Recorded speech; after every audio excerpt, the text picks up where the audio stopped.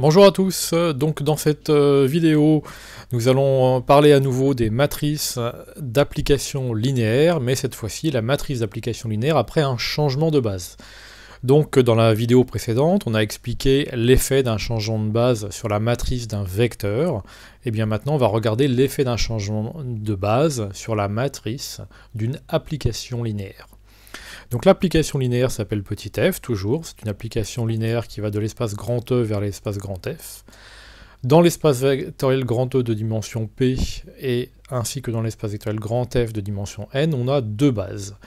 Les deux bases de l'espace vectoriel E, on les a nommées BE et B'E, et les deux bases de l'espace vectoriel F sont nommées BF et B'F.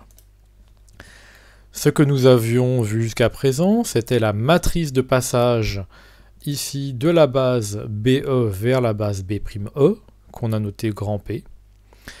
On va de même écrire une matrice de passage dans l'espace vectoriel grand F, une matrice de passage qui va de la base BF vers la base B'F, et on la note grand Q.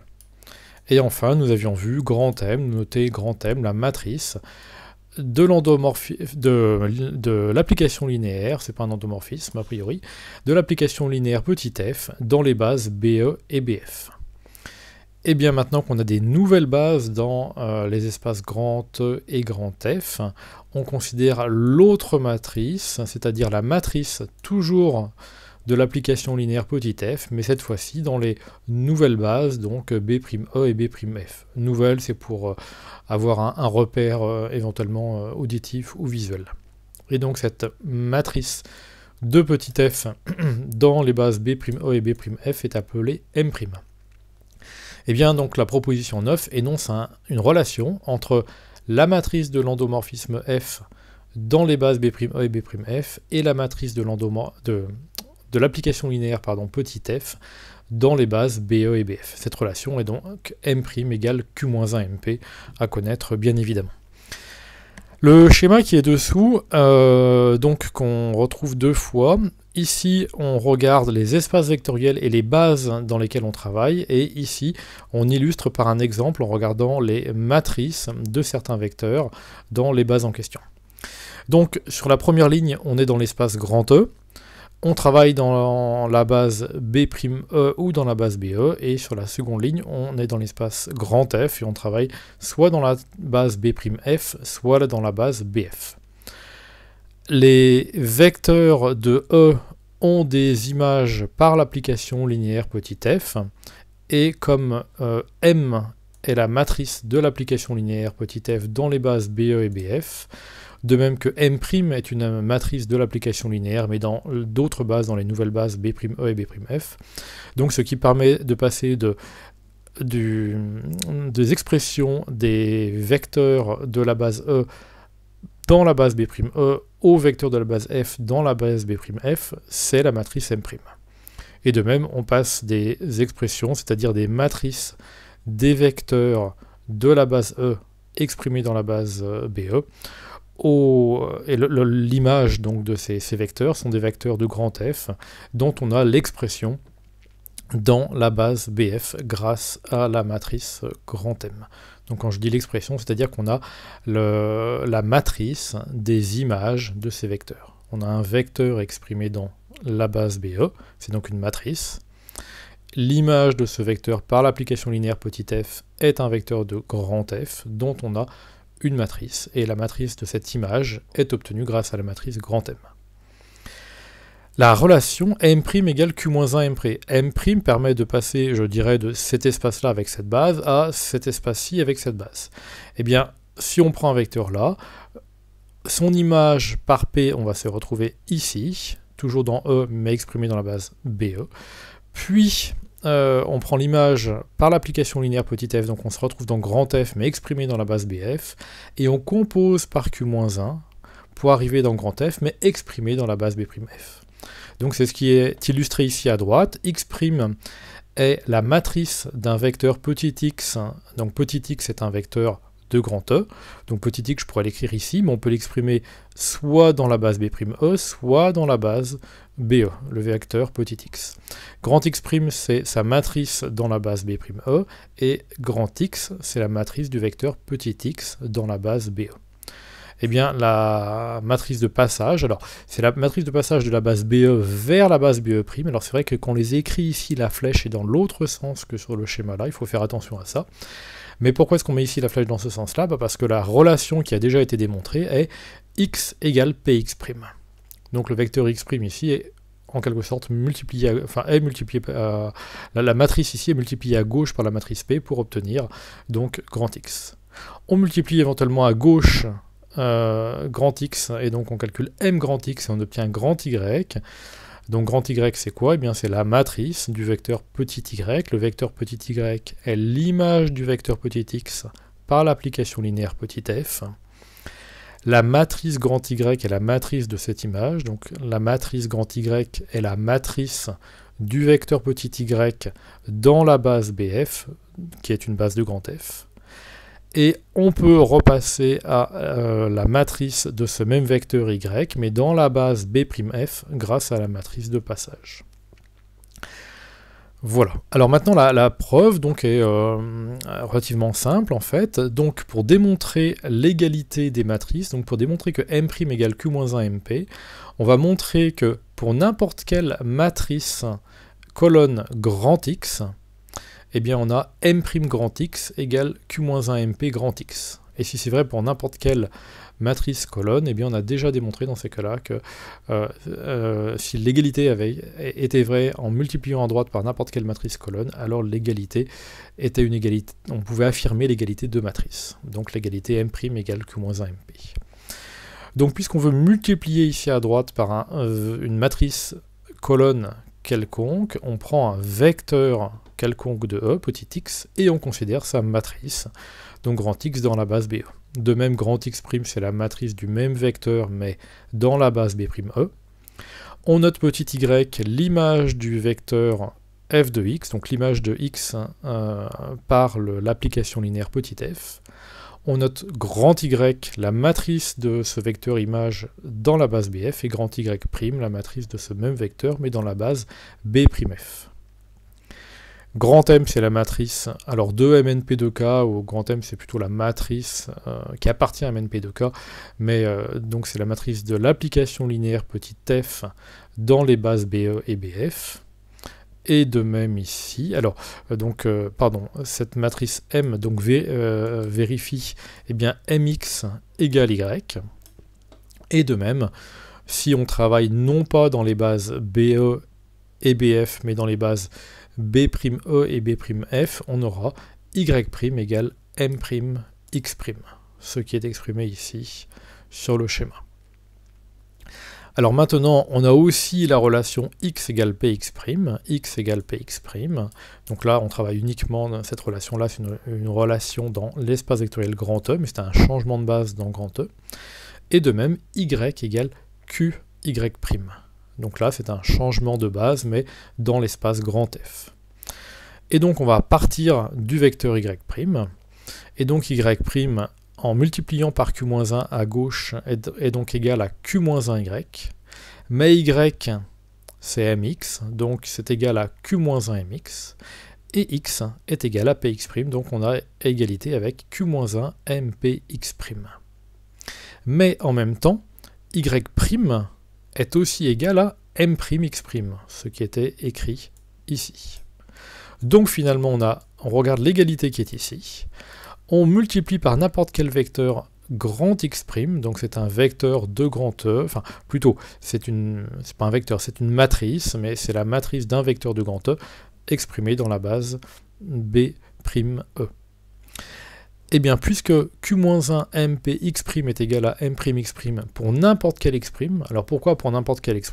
Parce que quand petit x prend une valeur quelconque dans grand E, donc quand on fait varier petit x dans grand E, on fait varier grand X dans l'espace des matrices colonnes à P', et quand on fait ceci, eh bien, grand X', où est-ce qu'il est relié avec X, voilà, quand X prend toutes les valeurs possibles des matrices, donc des matrices colonnes à P', et bien grand X' prend aussi toutes les valeurs possibles des matrices colonnes à P', puisque l'application qui a X associe X' est une application bijective, puisque cette application, on l'avait vu un petit peu plus haut, c'était en fait l'identité dans l'espace grand E. Et donc, quand X décrit toutes les matrices colonnes à P', et bien X' décrit toutes les matrices colonnes à P'. Donc en fait, on a bien l'égalité ici pour n'importe quelle matrice, pour toutes les matrices colonnes à P', toutes les matrices colonnes X', voilà, qui ont P'. Donc on peut, entre guillemets, simplifier par X', c'est pas bien du tout de dire ça, puisqu'il n'y a pas de division par X', ça n'existe pas, mais on avait démontré qu'on n'avait pas, on a expliqué qu'on n'avait pas le droit de diviser évidemment par une matrice, mais démontrer que si cette égalité-là est vraie en multipliant droite par n'importe quel vecteur, n'importe quelle matrice X', alors on a bien l'égalité entre Q-1MP et M'. Donc voilà pour la preuve. Et maintenant, donc, on va s'intéresser au cas particulier des endomorphismes. Les endomorphismes, je rappelle, on part de l'espace grand E et on n'arrive pas dans un autre espace, mais dans le même espace. Donc il n'y a plus d'espace grand F ici, grand F est égal à grand E. Ce qui fait que les deux bases de E, donc BE et B'E, deviennent les deux bases de grand F, qui est égal à grand E, donc BE et B'E à nouveau. Donc on considère seulement deux bases de grand E, B, j'ai retiré les indices E, B et B'. P, c'est toujours la matrice de passage de B, que j'appelle l'ancienne base, vers B', la nouvelle base, c'est pour donner une image. Et donc, on reprend les notations précédentes. M, grand M, c'est la matrice de l'application linéaire petit f dans la base B. Grand M', c'est la matrice de l'application linéaire petit f dans la base B'. Alors dans ce cas-là, eh bien, on a relation M' égale P-1MP. Donc c'est exactement la relation ici Q-1MP égale M', M' égale Q-1MP, parce qu'en fait, la matrice de passage Q, ici, eh bien, puisque les bases, les grands F sont remplacés par des grands E, si vous voulez, la matrice Q est égale à la matrice P.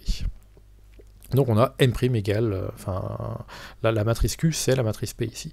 Donc M' égale P-1MP. Voilà, c'est un cas qu'on va rencontrer fréquemment.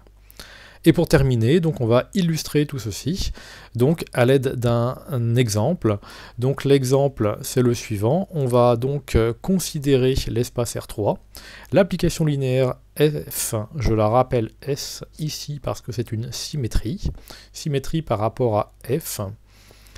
Et donc grand F, c'est l'espace de R3, donc constitué des triplets x, y, z dont la somme est nulle. Donc on en effectue une symétrie par rapport à cet espace grand F et parallèlement à D, donc qui est une droite vectorielle, puisque c'est un espace vectoriel engendré par un unique vecteur non nul, qui est le triplet 1, 2, 3. Grand F, on peut considérer, pour vous regarder grand F un petit peu autrement, donc pour vous regarder cet espace-là autrement, considérer l'application linéaire qui va de R3 dans R, donc c'est une forme linéaire, et cette forme linéaire, donc celle qui a au triplet x, y, z associe x plus y plus z. Donc on a une forme linéaire, et dans ce cas-là, le grand F, l'espace grand F ici, c'est le noyau de cette forme linéaire, puisque c'est les triplets tels que x plus y plus z s'annulent.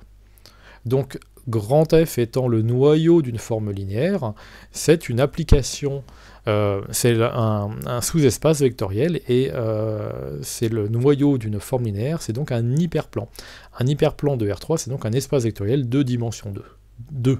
Donc grand F est de dimension 2, D c'est une droite vectorielle qui est de dimension 1, et donc D plus F est de dimension 3 au total. J'affirme en plus que la somme est directe, donc que D plus F finalement sont supplémentaires dans R3.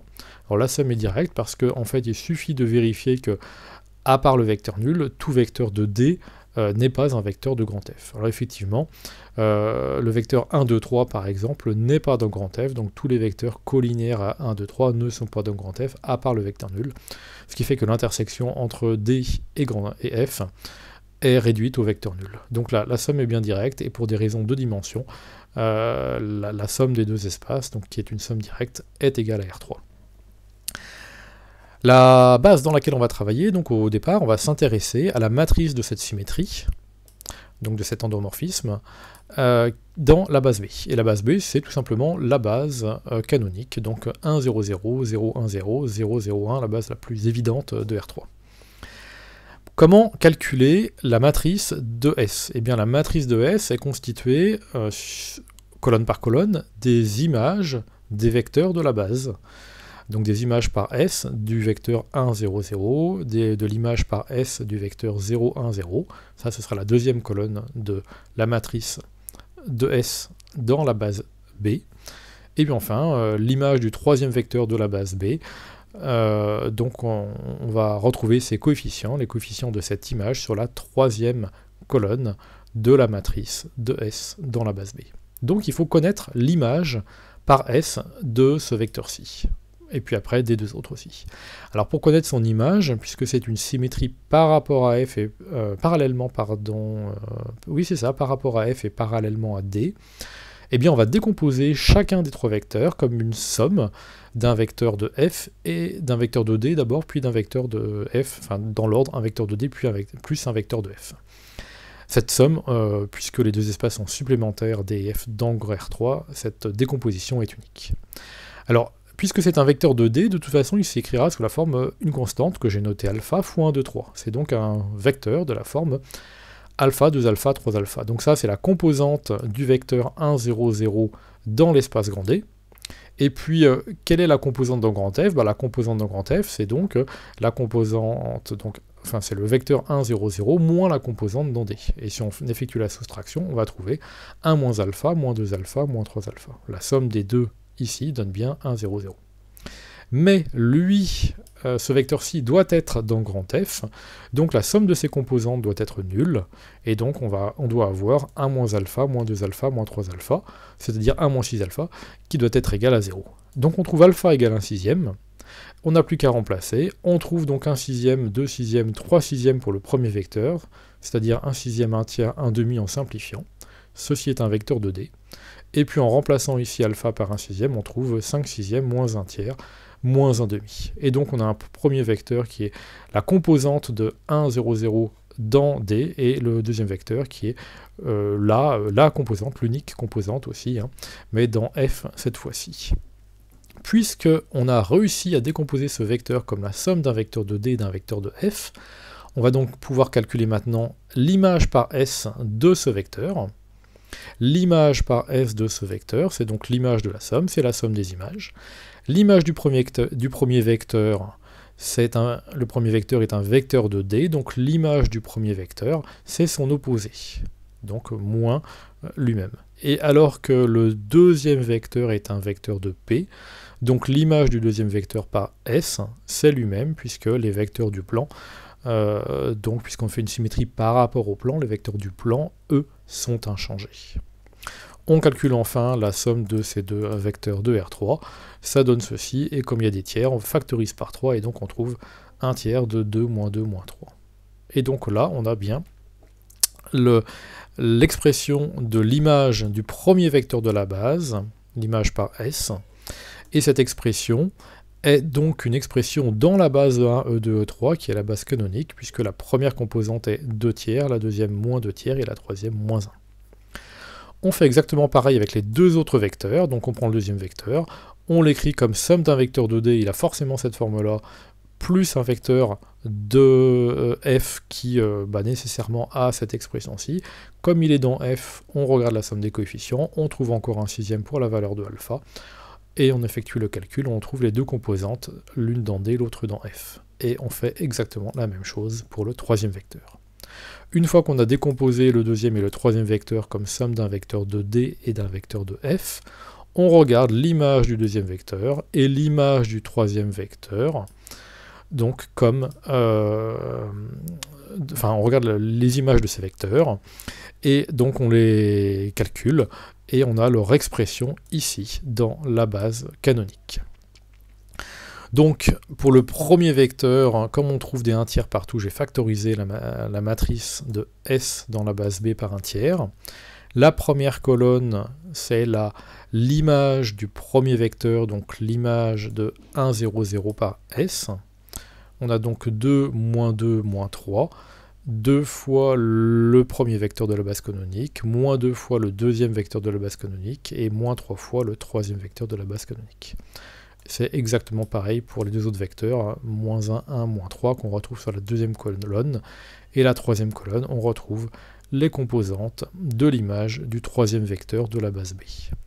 Donc cette matrice-ci est la matrice que j'ai notée grand M, c'est la matrice de la symétrie dans la base B. Alors on peut vérifier hein, que c'est une matrice de symétrie, si vous calculez, je ne l'ai pas fait, M fois M, ça correspond à S rond S, et S rond S c'est l'identité. Donc M au carré doit être égal à l'identité. Je vous laisse faire le calcul. Maintenant, on prend une autre base, puisqu'on fait un changement de base. On prend une autre base, le vecteur 1, 2, 3, qui est un vecteur de D, puisque D c'est vecteur de 1, 2, 3, et puis ces deux autres vecteurs là que j'ai choisis dans F. Clairement, ces deux autres vecteurs ne sont pas collinéaires, leur somme, la somme de leurs coefficients est bien nulle, donc ils sont bien dans F. Donc on a ici une base de F qui est un espace de dimension 2. Comme F et D sont des espaces en somme directe, le vecteur 1, 2, 3 n'appartient pas à vecte de la famille de ces deux vecteurs-là. Donc on a bien trois vecteurs qui forment une famille libre, et donc comme on est dans R3, on a une base de R3. Maintenant on utilise le fait que la symétrie restreinte à D, c'est moins l'identité sur D, et la symétrie restreinte à F, c'est moins l'identité sur F. On utilise ça pour calculer, pour déterminer la matrice de S, mais dans la base B'. Donc on regarde dans l'autre base. La matrice de S dans la base B', sur la première colonne, on a l'image par S du premier vecteur de la base B'. Donc l'image par S de 1, 2, 3. Oui, mais on travaille dans la base B'. Donc c'est l'image par S de ce vecteur-ci, mais exprimé dans S. Or, ce vecteur exprimé, dans B'. Or, ce vecteur est un vecteur de D. Si c'est un vecteur de D, et puisque l'application sur D, c'est moins l'identité, et bien dans ces cas-là, ce vecteur a pour image son opposé. Donc, dans cette base, j'aurais pu l'appeler E1', E2', E3'. Donc ce vecteur-là, appelons-le E1'. Dans ces cas-là, S de E1', c'est moins E1'. Donc puisque S de E1' est égal à moins E1', sur la première colonne, on trouve S de E1', et on trouve moins une fois E1', 0 fois E2', 0 fois, en dessous, j'arrive pas à l'encadrer, E3'. Sur la deuxième colonne, c'est l'image de ce deuxième vecteur ici, que j'ai appelé E2', mais E2' est dans F, et l'image d'un vecteur de F, par une symétrie par rapport à F, c'est lui-même, c'est un vecteur de F. Sur F, l'application, c'est l'identité. Donc l'image de E2' est égale à E2', ce qu'on retrouve sur la deuxième colonne. S de E2' égale 0 fois E1', 1 fois E2', et 0 fois E3'. Et de même, sur la troisième colonne, c'est ce vecteur-ci, dont on regarde l'image, qu'on a appelé E3', donc S de E3', ici, c'est 0 fois E1', 0 fois E2', et 1 fois E3'. Donc voici, dans une base plus compliquée peut-être que la base canonique, mais beaucoup plus intéressante, puisqu'on trouve dans cette base, la matrice de S dans cette base est une matrice beaucoup plus sympathique, puisqu'elle est diagonale et pleine de 0. Pour les calculs, c'est beaucoup plus simple. On retrouve le fait que M au carré, là ça se vérifie immédiatement, M au carré est égal à l'identité, I3. Enfin, la matrice P, c'est la matrice de passage de la base B vers la base B'. Et rappelez-vous, les matrices de passage sont des matrices, on exprime les nouveaux vecteurs, donc les vecteurs de B', en fonction des anciens vecteurs, enfin ce que j'ai appelé les anciens vecteurs, c'est-à-dire des vecteurs de B. Donc là, c'est la matrice de passage de la base B vers la base B'. On exprime donc les vecteurs de B', c'est-à-dire E1', donc 1, 2, 3, mais ce vecteur-là, 1, 2, 3, c'est donc un vecteur dont l'expression dans la base B est 1 fois E1, 2 fois E2, 3 fois E3, avec E1, E2, E3, les vecteurs de la base canonique. Donc, sur la première colonne de la matrice de passage, on a les nouveaux, c'est-à-dire sur la première colonne, le premier vecteur de B', c'est-à-dire ici E1', et E1', comme je viens de le dire, c'est 1 fois E1, 2 fois E2, 3 fois E3. De même pour le deuxième, et de même pour le troisième, je détaille le troisième vecteur, donc ce vecteur-ci, qui s'appelle E3'.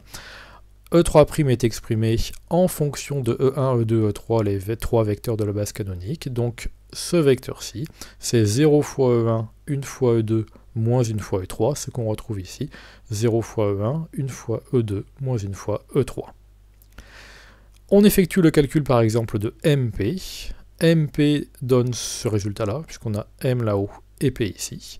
De même, j'ai calculé PM', et PM' finalement est égal à MP. On a donc PM' égale MP, et en multipliant par P-1 cette égalité, on a M' égale P-1MP.